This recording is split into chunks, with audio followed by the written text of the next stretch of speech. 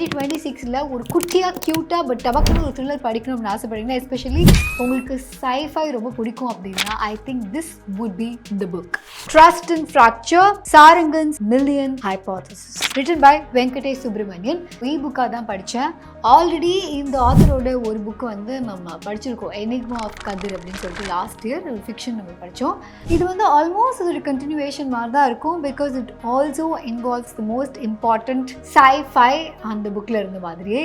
So இந்த புக்கில் என்ன இருக்குது அப்படின்னு பார்க்கலாமா?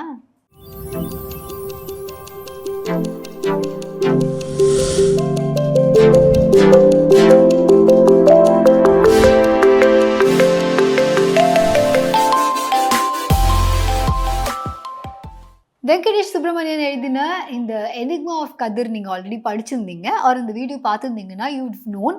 அவர் நிறைய ஃபிசிக்ஸ் எல்லாம் உள்ளே கொண்டு வருவார், பட் ஸ்டில் அது நமக்கு தெரில அப்படின்னாலுமே it won't take us away from the story. So அந்த மாதிரி தான் இந்த book. It's a very very குட்டி புக், டோட்டலி 100 பேஜஸ் கூட இல்லை, பட் 100 பேஜஸ்க்கு உள்ள ஒரு சிம்பிளான sci-fi த்ரில்லர் உங்களுக்கு வேணும் அப்படின்னா you can pick up this book. So என்ன நடக்குது அப்படின்னா, கதையோட ஆரம்பத்திலேயே ஒரு மர்டர் நடக்குது. அண்ட் அந்த மர்டர் இன்வெஸ்டிகேஷன் மூலமாக தான் நமக்கு ஒவ்வொரு கேரக்டர்ஸுமே தெரிய வருது. ஸோ ஆரம்பிக்கும் போது சாரங்கன் அப்படின்னு சொல்லிட்டு ஒருத்தர் இருக்கார். அவருக்கு வந்து ஒரு இன்ஃபர்மேஷன் வருது, என்னென்னா ஒரு வீட்டில் ஒரு மர்டர் நடந்திருக்கு. அண்ட் அந்த மர்டர் வந்து ரொம்ப ஏதோ வினோதமான முறையில் நடந்திருக்கு. ஏன்னா யாரோ வெளியிலேருந்து உள்ளே வந்துட்டு போன மாதிரி எந்த தடையுமே இல்லை, ஆனால் உள்ளே இருக்கிற ஒரு நபர் வந்து கொல்லப்பட்டிருக்காரு அப்படிங்கிற மாதிரி இன்ஃபர்மேஷன் இவருக்கு வருது. அண்ட் தென் இவர் அந்த ஸ்பாட்டுக்கு போய் பார்க்குறாரு. அங்கே போய் பார்த்தா அவருடைய ஃப்ரெண்டை இன்ஃபார்ம் பண்ண மாதிரியே எந்த ஒரு எக்ஸ்டர்னல் ஃபோர்ஸும் அங்கே இருந்த மாதிரியே இல்லை. ஆனால் இந்த கௌதம் அப்படிங்கிற இந்த கேரக்டர் கொலை பண்ணப்பட்டிருக்கு. ஸோ யாரு கொண்டு இருப்பா, என்னவா இருக்கும் அப்படின்னு பார்க்கும்போது அந்த இடத்துல ஒரு லெட்டர் அவங்களுக்கு கிடைக்குது. அண்ட் அந்த லெட்டரில் வந்து ஒரு இன்ஃபர்மேஷன் இருக்குது. ஸோ அந்த இன்ஃபர்மேஷன் படி யார் மேலே சந்தேகம் ஏற்படுது அப்படின்னா, அவரை கொன்னது இன்னொரு நபர், அவர் பேர் வந்து ராகவ். ஸோ ராகவ் தான் இவரை கொண்டு இருக்கக்கூடும் அப்படிங்கிற மாதிரியான ஒரு தாட் வருது. பட் இதை கேட்டதும் சாரங்கனுக்கு லைட்டு டவுட் வருது. எந்த ஒரு கொலையாளியாவது தான் கொலை பண்ணேன் அப்படிங்கிறத அப்பட்டமாக தெரிகிற மாதிரி வச்சுட்டு போக மாட்டான். சூசைட் பண்ணுறவங்க லெட்டர் எழுதுறது வேற, இங்கே ஒரு கொலை நடந்திருக்கு and then there is a letter. And அந்த லெட்டரை படிக்கும்போது அது யாரை கை காமிக்குது அப்படின்னா ராகவ் அப்படிங்கிற ஒருத்தரை வந்து கை காமிக்குது. ஸோ அவ்வளோ சிம்பிளாக இருக்காது அப்படின்னு சொல்லிட்டு சாரங்கன் யோசிக்க ஆரம்பிக்கிறாரு. அப்படி யோசிக்கும் போது அவருக்கு என்ன தோணுதுன்னா, அந்த லெட்டர் அங்கே இருக்கிறது ஒரு பக்கம், பட் அந்த லெட்டர் ஏன் அங்கே வந்திருக்கும், எதுக்காக, எப்படின்னு கூட அவர் யோசிக்கல. ஏன், என்ன இன்டென்ஷனாக இருக்கணும்? அப்போ யாரோ ஒருத்தங்க இங்கே கௌதம் இறந்ததுக்கான காரணம் ராகவ் தான், அவர் தான் இந்த கொலையை செஞ்சுருக்காருன்னு ஃப்ரேம் பண்ண ட்ரை பண்ணுறாங்க அப்படின்னு சொல்லிட்டு அவர் அதுக்கப்புறம் டீப் டைவ் பண்ண ஆரம்பிக்கிறார். ஆக்சுவலி பார்த்தா அவர் இதை வச்சு கேஸை க்ளோஸ் பண்ணிடலாம். ராகவுடைய அதுக்கான லெட்டர் வந்து ஒரு ப்ரூஃபாக இருக்குது. ஸோ ராகவ் தான் வந்து கௌதமை கொண்டிருக்காங்க அப்படின்னு சொல்லி இந்த கேஸை ஈஸியாக க்ளோஸ் பண்ணிடலாம். பட் இவருக்கு என்னென்னா அவ்வளோ ஈஸியாக ஒரு மர்டர் இருக்காது. ஸோ இதில் என்ன இருக்குது அப்படின்னு சொல்லி அவர் தேடும்போது தான் அவர் ஒரு கொலையை மட்டுமே அன்ராவல் பண்ணல, he is unraveling something much bigger. So இப்போ இந்த லெட்டரை வச்சுட்டு அவங்க சம்மந்தப்பட்ட நபர்களை வந்து குவெஷன் பண்ணலாம் அப்படின்னு இன்வெஸ்டிகேட் பண்ணும்போது அந்த லெட்டர் வந்து சுந்தரம் அப்படிங்கிறவர் கையெழுத்தில் இருக்குது. ஸோ அவர் எழுதின லெட்டராக தான் இருக்குது. ஸோ இதை வச்சு அந்த சுந்தரம் அப்படிங்கிறவரை வந்து இவங்க இன்வெஸ்டிகேட் பண்ணுறாங்க. அப்போ அந்த சுந்தரம் என்ன சொல்கிறாரு அப்படின்னா, என்கிட்ட அந்த லெட்டர் இருக்குங்க, இது நான் எழுதின ஹேண்ட் ரைட்டிங் மாதிரியே தான் இருக்குது, எல்லாமே பெண்ணுடைய ப்ரெஷர் முதற்கொண்டும், பாஸ் முதற்கொண்டும், ஸ்பேஸ் முதற்கொண்டும் எல்லாமே என்னுடைய ஒரிஜினல் லெட்டர் மாதிரியே இருக்குது, பட் அந்த லெட்டர் என்கிட்ட தான் இருக்குது, அதை நான் எங்கேயுமே கொண்டு போய் விடலை அப்படின்னு சொல்கிறாரு. ஸோ இந்த இன்வெஸ்டிகேஷன் தொடர்பாக அடுத்ததாக அவங்க வந்து கேள்விக்கு கூட்டிகிட்டு வர்றது, இன்வெஸ்டிகேட் பண்ணுறதுக்கு கூட்டிகிட்டு வர்றது யார் அப்படின்னா டாக்டர் சுந்தரம் அப்படின்னு சொல்லிட்டு அவர் ஒரு சயின்டிஸ்ட். ஸோ அந்த சயின்டிஸ்ட் கிட்ட சொல்கிறாங்க, இந்த மாதிரி நீங்கள் எழுதின லெட்டர் வந்து இங்கே இருக்குது, ஸோ இந்த லெட்டர் வந்து இதை பற்றி நீங்கள் என்ன நினைக்கிறீங்க அப்படிங்கிற மாதிரிலாம் வந்து கேள்வி கேட்குறாங்க. அப்போ வந்து சுந்தரம் என்ன சொல்கிறார் அப்படின்னா, இந்த லெட்டர் நான் எழுதினது தான், ஆனால் நான் எழுதின லெட்டர் என்கிட்ட தான் இருக்குது, இதோ பாருங்கள் அப்படின்னு சொல்லிட்டு ஒரு ஒரிஜினல் லெட்டர் எடுத்து காமிக்கிறாரு. அந்த லெட்டர் வந்து ரொம்ப பழசு, 2004 எழுதின லெட்டர். அண்ட் இந்த நிகழ்வுகள்லாம் நடக்கிறது 2014. ஸோ 2014 நடந்த இந்த கொலைக்கு பின்னாடி இந்த லெட்டர் இருக்குன்னு நீங்கள் சொல்கிறீங்க, ஆனால் அந்த லெட்டர் என்கிட்ட தாங்க இருக்குது, அண்ட் இது 2004 நான் எழுதினேன், அது வந்து என்கிட்டே பத்திரமா தான் இருக்குது அப்படிங்கிற மாதிரி அவர் சொல்கிறார். ஸோ இப்போ வந்து சாரங்கன் யோசிக்கிறாரு, கரெக்ட் தான் 2 லெட்டரும் ஆனா எப்படி ஒரே மாரி இருக்க முடியும்? யார் இந்த மாரி ரீகிரியேட் பண்ண முடியும்?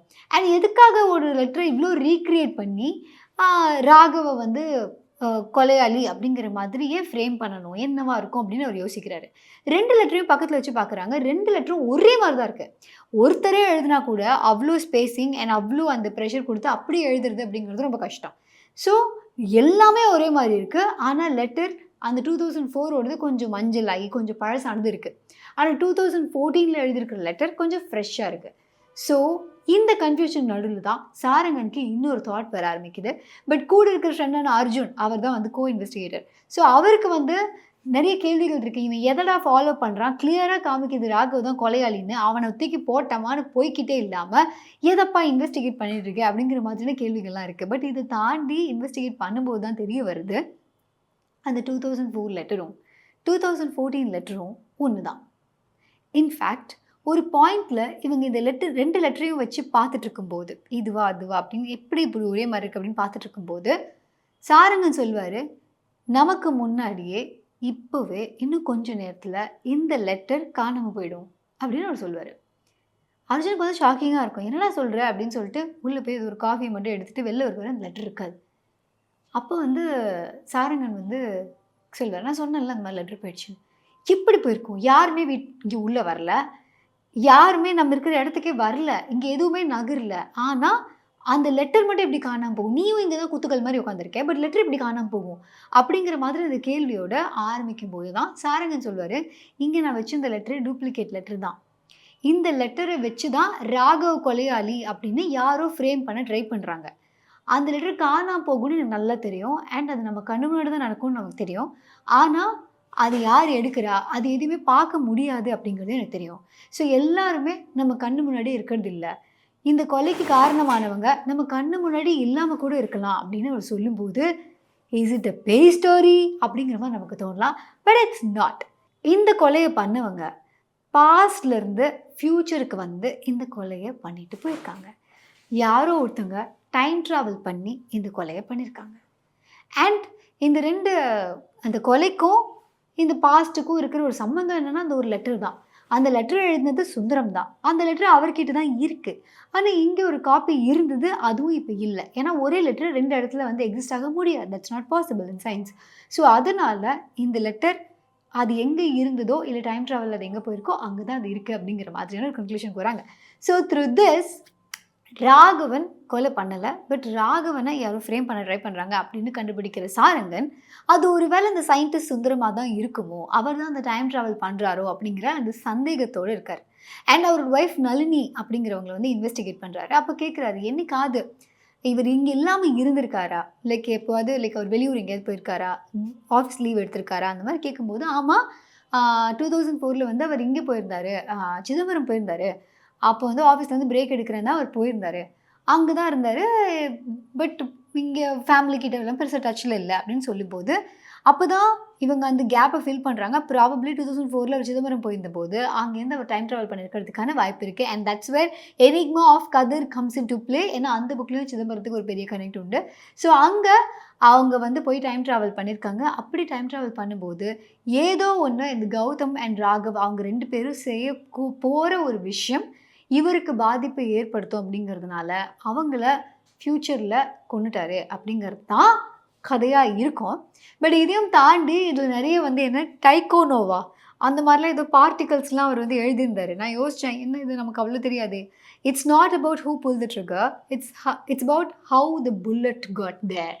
ஸோ வந்து லெட்டர் யார் எழுதினா, எதுக்கு எழுதினா அதெல்லாம் தாண்டி அந்த லெட்டர் எப்படி இங்க வந்துச்சு அப்படின்னு அந்த கேள்வி ஆரம்பிக்கும்போது தான், இந்த இன்வெஸ்டிகேஷனே வந்து வேற பக்கமா அது போகுது. ஒரு 94 பேஜஸ் 97 பேஜஸா அவ்வளோதான். அந்த பேஜுக்குள்ள ஒரு ஒரு thriller, investigative thriller which also involves science fiction. And தோ இதில் வந்து இந்த ஒரு சில ஃபிசிக்ஸ்க்கெல்லாம் இருந்தால் கூட பாருங்கள், light only shows us the past even the stars we see might be already gone அப்படின்னு ஒரு எழுதியிருக்கும் போது, ஆக்சுவலி அது வந்து சயின்டிஃபிக்லி உண்மை. நம்ம ஒரு பொருளை பார்க்குறோம் அப்படின்னா அதோட பாஸ்ட் தான் நமக்கு தெரியும். ஏன்னா நம்ம பார்க்கறது ஒன்று கண்ணில் படுது, அது பிரெயின் ப்ராசஸ் ஆகி நமக்கு சொல்கிற அந்த மில்லி செகண்டில் அது ஆல்ரெடி பாஸ்ட் ஆகிடுது. அண்ட் ஸ்டார்ஸ் நம்ம பார்க்குறது we know for fact that நம்ம லைட் நம்ம அது ட்ராவல் பண்ணுற ஸ்பீடு படி நம்ம அந்த லைட்ட பார்த்துட்டு இருக்கலாம். பட் அந்த ஸ்டார் அதுக்கு முன்னாடியே கூட அது இறந்துருக்கலாம். ஸோ அது நமக்கு லேட்டரா தான் தெரியும் அப்படிங்கிற மாதிரி. ஸோ இவர் அந்த மாதிரியான ஃபிலாசபி எல்லாம் கொண்டு வந்து, சயின்ஸ் எல்லாம் கொண்டு வந்து இதில வந்து கொண்டு வந்து வச்சிருப்பாரு. ஸோ இதுக்கப்புறமா இந்த டாக்டர் சுந்தரம் தான் டைம் டிராவல் பண்ணி இந்த லெட்டர கொண்டு வந்து கௌதம கொன்னுட்டு அந்த இடத்துல லெட்டர வச்சு ராகவ ஃப்ரேம் பண்ண ட்ரை பண்றாரு அப்படிங்கிறத இவங்க எப்படி ப்ரூவ் பண்ண போறாங்க? ஏன்னா ஒரு போலீஸ் இன்வெஸ்டிகேஷன்ல you can't simply say time travel பண்ணி வந்தாங்க சார், வந்து கொண்டுட்டு போயிட்டாங்க சார் அப்படிங்கிற மாதிரி நம்ம சொல்ல முடியாது. ஸோ அது எப்படி அவங்க கண்டுபிடிக்கிறாங்க? எப்படி இந்த விஷயத்த சால்வ் பண்றாங்க? பிளஸ் ஏன் டாக்டர் சுந்தரம் ஒரு சயின்டிஸ்ட், அவர் ஏன் டைம் டிராவல் பண்ணி இந்த கௌதம வந்து கொல்லணும், ராகவ ஃப்ரேம் பண்ணணும், அவருக்கு அப்படி என்ன ஆபத்து இருந்தது? இதெல்லாம் தான் நீங்க இந்த புக்க படிக்கும்போது உங்களுக்கு தெரியும். So trust and fracture Sarangan's million hypothesis by Venkatesan Subramanian. இந்த புக்கு நீங்கள் வாங்கி படிக்கணும் அப்படின்னா கிண்டிலில் வந்து இட் இஸ் அவைலபிள். ஸோ அதுக்கான லிங்க் வந்து கீழே இருக்குது. நீங்கள் கிளிக் பண்ணி அந்த புக்கு டவுன்லோட் பண்ணி நீங்கள் படிச்சுக்கலாம். It's free on Kindle. So try பண்ணி பாருங்கள். Probably if you're interested in thriller, especially sci-fi thriller, இந்த புக் வந்து உங்களுக்கு பிடிக்கலாம். அண்ட் இட்ஸ் வெரி வெரி குட்டி. ப்ராபப்ளி நான் ஒரு 1 ஹவரில் படித்தேன். உங்களுக்கு உங்களோட ரீடிங் ஸ்பீட் படி ப்ராபப்ளி ஒரு ½ டே மேக்ஸிமம், இல்லை நீங்கள் ஒரு 1 ஹவர்லேயே படித்து முடிச்சிடலாம். ஏன் இல்லை அதுக்கு முன்னாடியே கூட நீங்கள் முடிச்சிடலாம். It's not about how fast நீங்கள் படிக்கிறீங்கன்னு இல்லை, பட் உங்களுக்கு டைம் அவ்வளோ கம்மியாக தான் இருக்குது அப்படின்னா அதுக்குள்ளே if you want to read something you can pick up this book. Yes, thank you Venkatesh also for sending the book and also நீங்கள் இவ்வளோ நேரம் பார்த்துருந்தீங்க அப்படின்னா இதே மாதிரி நிறைய sci-fi வேறு ஜானர்ஸில் இருக்கிற புக்ஸ்லாம் நீங்கள் எக்ஸ்ப்ளோர் பண்ணணும் அப்படின்னா த புக் ஷோவில் வீடியோ பிளேலிஸ்ட் நீங்கள் போய் எக்ஸ்ப்ளோர் பண்ணலாம். அது வந்து choose your book and keep reading and do have the book show in your reading journey. Thank you so much. Bye bye.